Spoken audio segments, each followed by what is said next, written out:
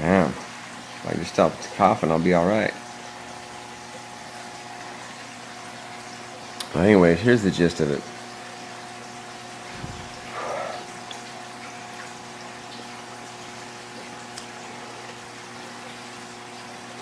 It's just hard to get a start of where I want to go all at once.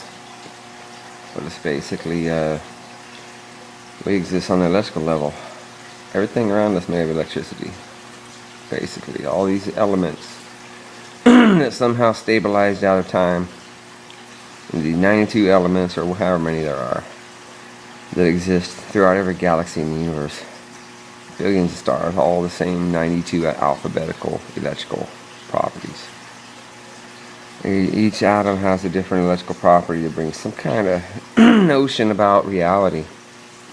And then they interact with molecules, and you know, you have an intricate universe from those 92 basic building blocks. Anyways, on that electrical level, I see it as it's an interaction between the electricity of the past and gravity of the future. They interact in the present. As the electricity falls apart, I say electricity, you know, it's just a way to speak. But the thing I noticed is all these zillions of galaxies, billions of stars in each one, every single little tiny piece is the same. Every little piece is identical. How did these gazillion, these Google's power of particles, all the same, just come into being? And does Roger Penrose, Stephen Hawking, all those physicists, you know, the really smart guys. I'm not as smart as them. I try to think about what they think about. I don't really understand it. I don't have a clue. At least not in the mathematical sense. But I do have an interpretation of it. Kind of abstract. But all these particles are the same. That's a fact. Identical.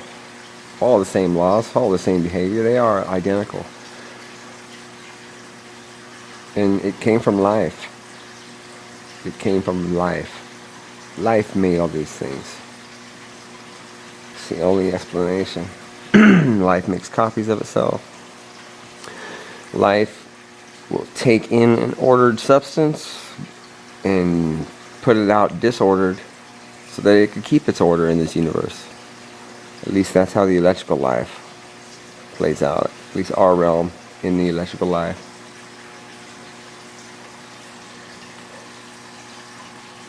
But exactly how did life make all these copies? How did they all get here?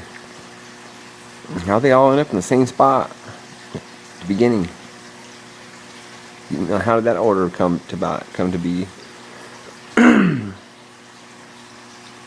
I quite possibly have the answer. I just need the math. But I think I have the answer. And if not, you know, certainly it's possible that it's not the right answer, that it's not the right direction. But if so, there's no God. There is no God.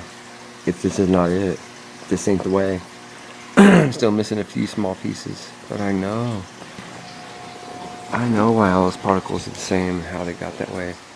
At least I have an idea. I don't know yet. I have an idea. An idea that just fits. Strong nuclear force is what's causing all the galaxies to fly apart. According to this idea, the strong nuclear force, the strongest force in nature, is the whole reason the galaxies are flying apart. There's another reason too. There's a fundamental nature in the life of our universe. It's one life. It's what people refer to as God. But in the beginning, it's infinite life. In the beginning, it's infinite life. And it's only one God at the final moment of its life, of its existence, at the pinnacle spot of everything it came to be. At the very end, the last one. God is finally one.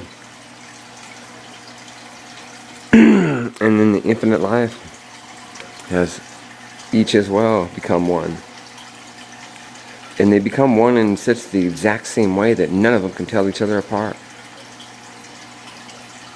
That's how all the particles stepped in the same spot. At the end, the climax of heaven. And all the gods knew it was coming from the start. And they see that final moment. That final moment, they're all at each other's borders. There's nowhere else to go except the next spot. And everyone goes there. And that's the Big Bang, when God dies. But the fundamental nature behind it is our universe has many possibilities. And as it plays out, they occur. And when they occur, that's God's body growing one moment more in growth.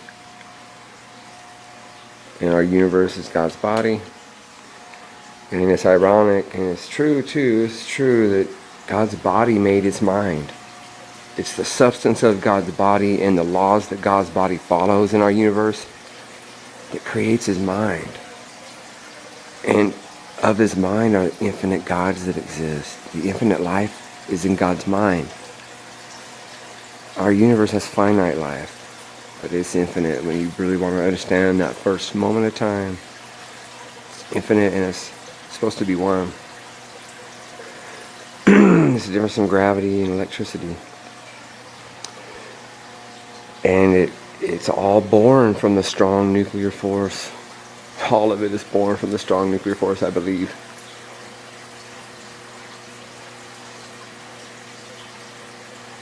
Was it that moment? The moment when none of the gods could tell themselves apart.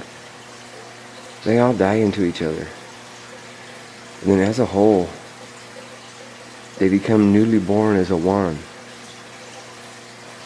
And in that newly born one, which is really the end of God, I would suppose. That newly born one, all it knows, the gravitational sensing that our universe feels in that very first moment when gravity is just barely born into existence, in the fabric of whatever it is that is outside of God's mind, and that fabric gets hit by God's mind, it takes shape. And moments fly by. But when they take that last shape, the one God dies, the individual, every God dies, and they all step into the same one God that exists. And when that one God comes into being, the first and only thing it knows is, how do all these things fit in here? There's only supposed to be one. And he knows that. All the gods know that. And they still hold themselves in there.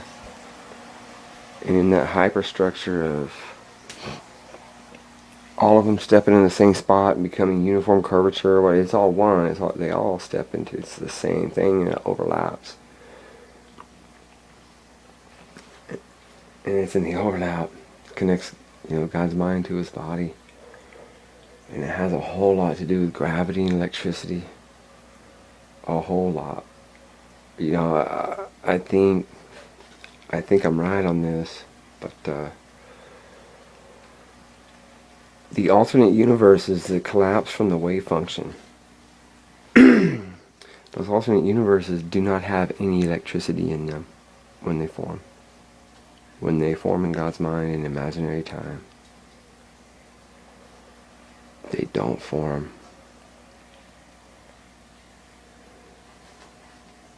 With electricity inside of them. It's a pure, you could think of it as electrical repulsion. It's not really that. You could think of it as electrical repulsion. That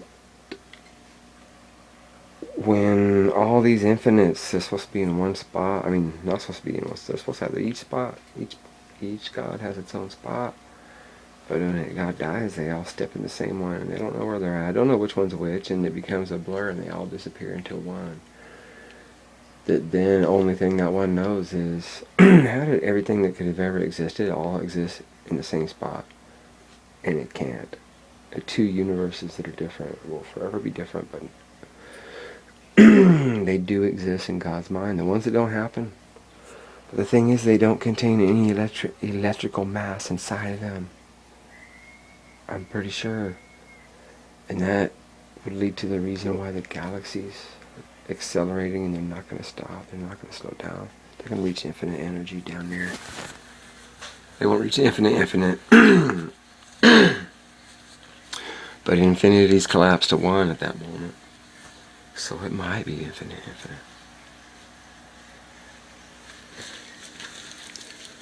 Who knows? But I do have these ideas.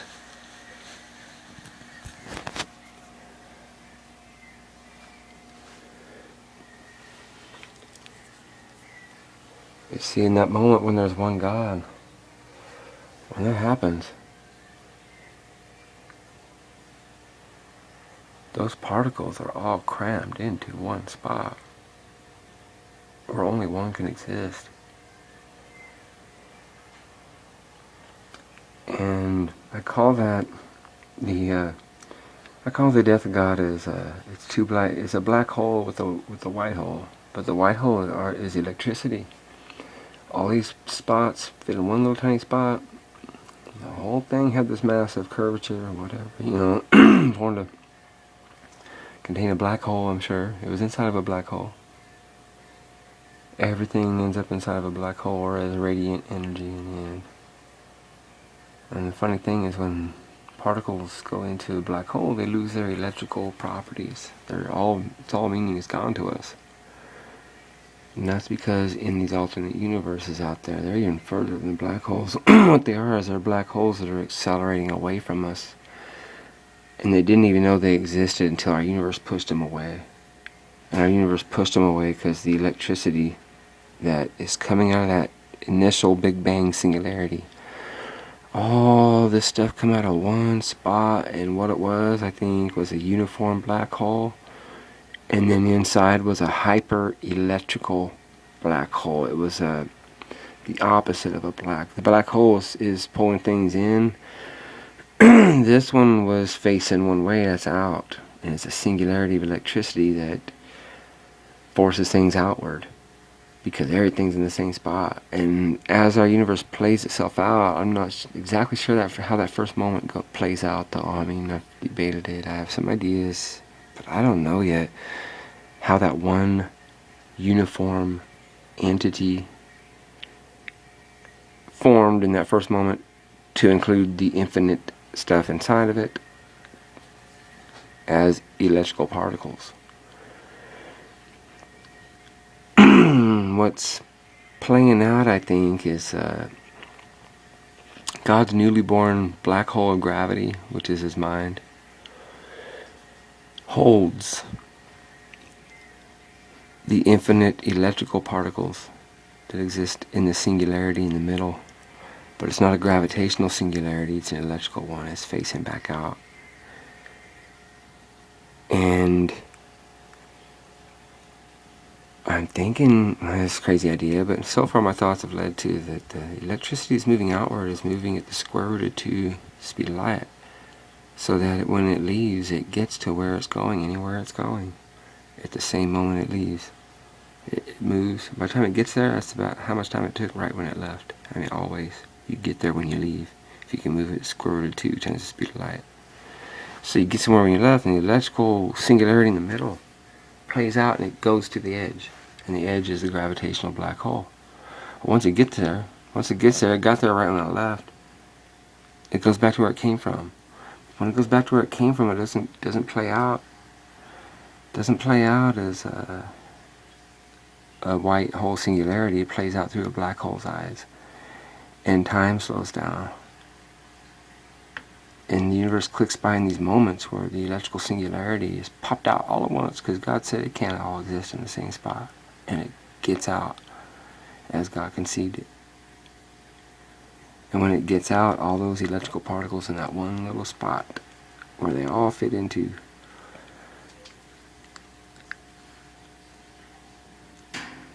I think when that square root of 2 moves outward and the electricity moves there, the electricity is causing an induced curvature on the space-time outside of our God's universe, of that one God. It's like there's only one God, and this universe is only one. There's only one universe of each universe, no matter what. And our God sits there and plays itself out as the one universe. Well, you have infinite possibilities in that one beginning moment. So God plays this whole entity of life, getting rid of the things that shouldn't have been there in the first place. As it does that, Big Bang happened, it plays out, entropy, and the universe gets cold, things start just spreading out and dying off, but that's not really what happens. So the galaxies are accelerating from each other. And what they found, they assumed, the Big Bang, everything came out of a point, exploded, it starts moving away from each other, and all of a sudden gravity acts on it, so it's just slowing down and being pulled back in. If things are to be understood as the way, classical mechanics would think, gravity should pull it back in. I mean, you can't have something acting at that much of a distance.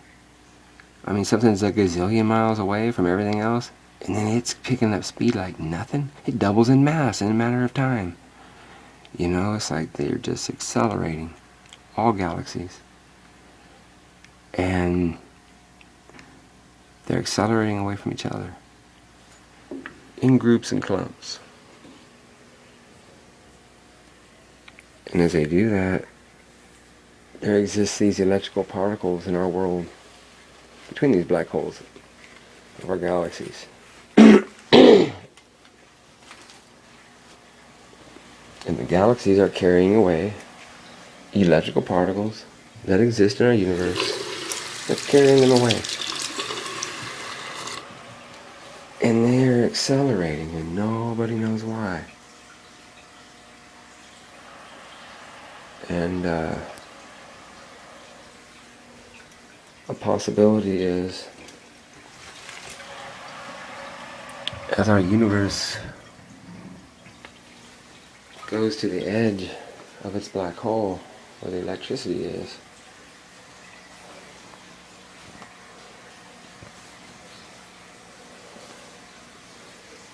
the electricity that's in the black hole is frozen in time, doesn't do anything. It's waiting for that moment to get there. And that electrical singularity at the beginning of time goes to the outer edge of gravity's movements at the moment it left. And then it goes back into the middle